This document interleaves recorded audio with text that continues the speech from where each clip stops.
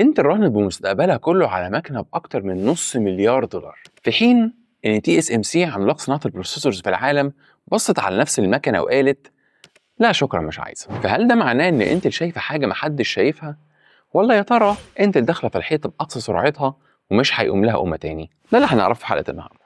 بس قبل ما نبدا، لو انت لسه جديد في القناه ما تنساش تعمل سبسكرايب وفعل زر الجرس علشان يوصلك كل حلقاتنا الجديده. انا خالد جد، ويلا بينا.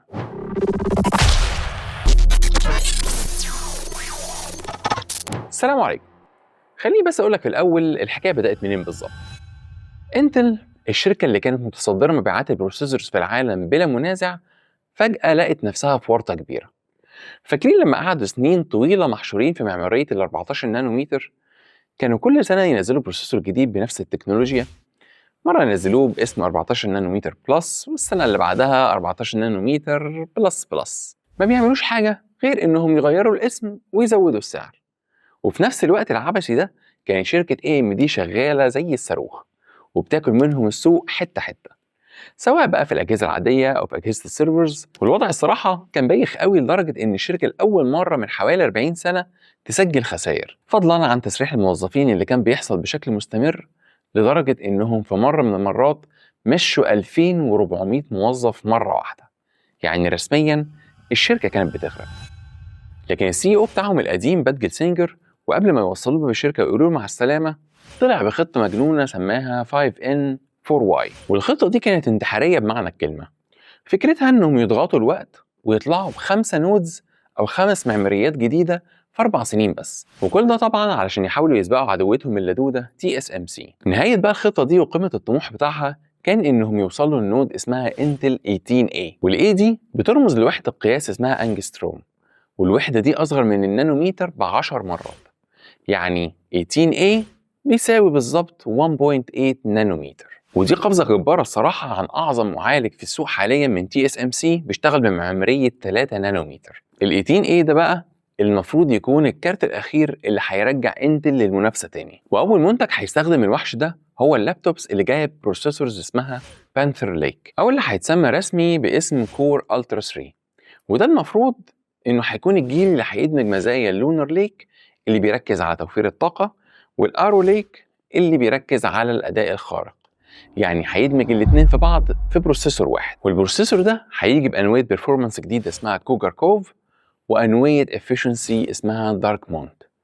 الاسماء تحسها طالعة من فيلم مارفل، والمفروض نشوف البروسيسورات دي اخر 2025 او اول 2026. ولكن بعيدا بقى عن الاسماء الجامدة دي، ففي كلام كبير قوي عن الاداء. بيقولوا ان اداء المالتي ثريدنج هيزيد بنسبه 50% بالمقارنه باللونر ليك، وكارت الشاشه المدمج اللي فيه المبني على معماريه XE3 الجديده هيكون اقوى بنسبه 50% هو كمان. وده كلام يخلي اي جيمر او كونتنت كرييتور يبتدي يحوش من دلوقتي. وبالنسبه للاي اي، فالبروسيسور ده على بعضه كده هيقدر يوصل ل 180 توبس، يعني 180 تريليون عمليه في الثانيه. وده رقم ضخم جدا، ومعناه ان اللابتوب بتاعك هيقدر يعمل عمليات زي مثلا الجنريتيف AI بشكل لحظي من غير ما يحتاج يتصل بالانترنت تماما. بس الاهم بقى من الارقام هي التكنولوجيا اللي وراها. وهنا انتل قدمت اختراعين مهمين جدا. اول اختراع اسمه ريبون فيت، وده تصميم جديد للترانزستورز نفسه بيخليه اسرع وبيقلل تسريب الكهرباء. والاختراع التاني بقى، ودي ضربة المعلم، تكنولوجيا جديدة اسمها باور فيا، ودي اللي بتزود كفاءة توصيل الكهرباء وسرعة نقل البيانات جوه البروسيسور نفسه. وعلشان تفهم ايه اللي عملوه بالظبط، عاوزة كده تتخيل معايا ان البروسيسور ده عبارة عن مدينة شوارعها زحمة جدا. الشوارع دي بيمشي فيها نوعين من عربيات النقل، عربيات بتنقل الداتا وعربيات تانية بتنقل الكهرباء. طول عمر العربيات دي ماشية في نفس الشوارع، فالدنيا زحمة والعربيات بتعطل بعضها. اللي انتل بقى عملته بالباور فيا دي انها بنت شبكة كباري.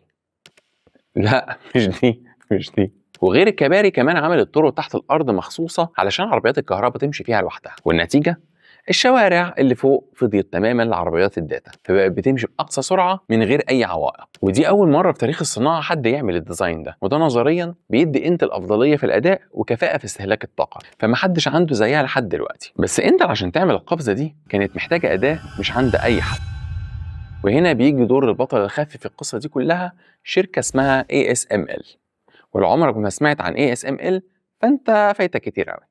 الشركه الهولنديه دي ممكن تكون أهم شركة على الكوكب حاليا، وده طبعا علشان هي الشركة الوحيدة في العالم اللي بتصنع مكن ال EUV ليثيوغرافي، ومن غير المكن ده مستحيل تعمل أي أدفانسد بروسيسور، لا TSMC ولا سامسونج ولا انتل يقدروا يعملوا أي حاجة من غيرها. والمكنة دي عملاقة حرفيا، حجمها تقريبا مبنى مكون من دورين، وعلشان يشحنوها للعميل بتحتاج 20 عربية نقل أو 3 طيارات فولي لودد من نوع بوينج 747. ومش بس حجمها هو اللي بيخلي الحصول عليها حاجة مستحيلة، لأ، ده سعرها بقى في حتة تانية خالص. المكنة الواحدة من دي سعرها بيتراوح من 300 مليون دولار ل 600 مليون دولار، طبعا على حسب التكنولوجيا المستخدمة. أما سريعا بقى كده عن طريقة تشغيلها، فتحسها برضو فيلم من خيال علمي. المكنة بيكون جواها فراغ تام، بيحطوا جواها كرة قصدير صغيرة قوي، وفي نفس الوقت بيستخدموا ليزر قوي جدا بيضرب كرة القصدير دي فبتنفجر وبتتحول لبلازما أسخن من سطح الشمس. تقوم بقى المرايات الخارقة اللي موجودة جوه المكنة دي تجمع الضوء اللي طالع من الانفجار ده علشان ترسم بيه دوائر البروسيسور على مادة السيليكون. الموضوع معقد بشكل مرعب وأنا صراحة مش عارف أشرحه. انتل بقى علشان تنفذ خطتها الانتحارية بتاعت ال 18A دي راحت عملت أغرب بارتنرشيب ممكنة. راحت ل ASML وقالت لهم أنا هشتري أول مكنة من الجيل الجديد بتاعكم ده اللي اسمه هاي ان اي EUV.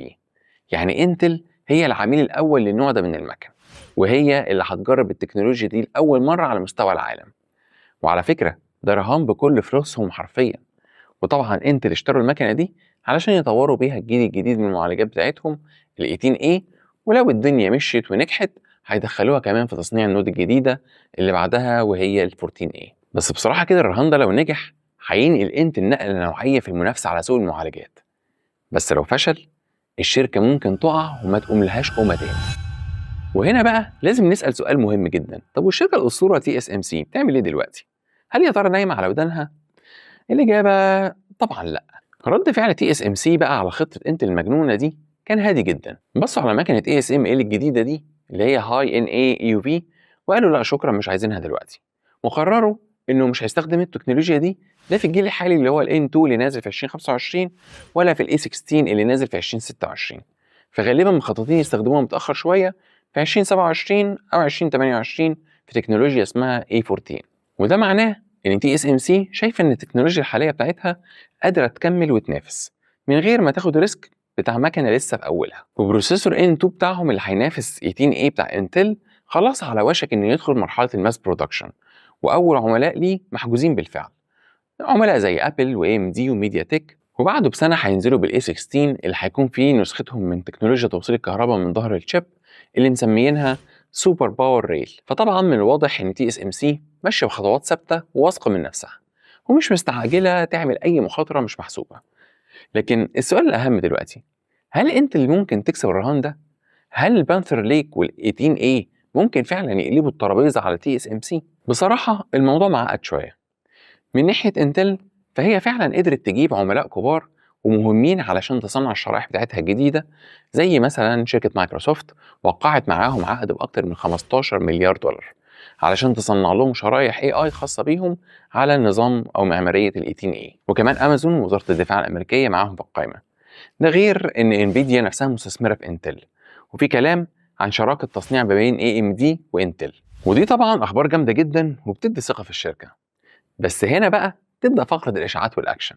الأخبار اللي طلعت على عملية التصنيع كانت مريبة جدا. في تقرير من رويترز قال إن نسبة الإنتاج السليم أو اليلد كانت 10% بس، يعني من كل 100 شريحة بيصنعوها 90 واحدة بتترمي في الزبالة، ودي طبعا كارثة تخلي تكلفة التصنيع تزيد بشكل مبالغ فيه. من ناحية تانية بقى انتل طلعت بسرعة ونفت الكلام وقالت لا يا جماعة عيب الكلام ده، احنا قليلين ولا ايه؟ النسبة 12% مش 10، ما تصغروناش بقى. بعدين طلع تقرير تاني من محللين قال ان النسبة اتحسنت من 50 ل 55%، ورجع بعدها انتل تقول ان اليلدز بتاعتها ماشية زي الفل زي اي جيل فات في نفس المرحلة من التطوير. بس الحقيقة فين بقى؟ محدش عارف. بس زي ما بيقولوا كده مفيش دخان من غير نار. لكن المشكلة الأكبر واللي مضحكاني أنا شخصيا إن بروسيسور بانثر ليك ده اللي هو يعني الكومباك بتاع انتل للأسف مش كله متصنع جوه انتل. يعني هنلاقي إن الكمبيوت تايل اللي فيه كورز بس هو اللي مصنوع بمعمارية ال 18A بتاع انتل، لكن باقي الأجزاء زي الجي بي يو تايل والبلاتفورم كنترولر لسه بقى بتتصنع فين؟ أيوه عند TSMC. يعني انتل بتعمل بروسيسور عشان تنافس بيه تي اس ام سي، وهي اصلا معتمده على مصانع تي اس ام سي علشان تصنعه، زي ما تكون كده داخل حرب ضد دوله تانية وانت بتشتري السلاح بتاعك منها. وكسه سودا يعني، حاجه في منتهى العبث، بس ده بيوريك قد ايه ان تي اس ام سي متوغله في الصناعه وصعب الاستغناء عنها. لكن بصراحه اتمنى ان انتل ترجع تقف تاني على رجلها، لان المنافسه في مصلحتنا كلنا كمستخدمين. ولذلك انا شايف اللي بيحصل حاليا من انتل هو خطوه جيده جدا انهم يرجعوا لسابق عهدهم، والتكنولوجيا اللي بيستخدموها حاليا نقدر نقول انها ممكن يسبقوا بيها تي اس ام سي بسنه او سنتين على الاقل. لكن التنفيذ والوصول للماس برودكشن بدون مشاكل هو التحدي الحقيقي. تي اس ام سي ممكن تكون متاخره خطوه في التكنولوجيا دي، لكن دايما بتكسب في التنفيذ المستقر، وده اللي يهم الشركات الكبيره زي ابل وانفيديا، ويخليها تحافظ على ثقه عملائها. فيا ترى بقى شايفين اللي عملته انتل ده خطوه ذكيه هيرجعها فعلا المنافسه، ولا دي مخاطره مش محسوبه وهتجيبهم الارض؟ هستنى رايكم في التعليقات. وبس كده، دي كل حاجه معايا في حلقه النهارده. لو عجبتك الحلقه ما تنساش تدعمني بلايك وتشير الحلقه دي مع اصحابك عشان يستفادوا هم كمان. ولو عندك اي اسئله واستفسارات اكتبها لي في التعليقات، واشوفك الحلقه الجايه. سلام.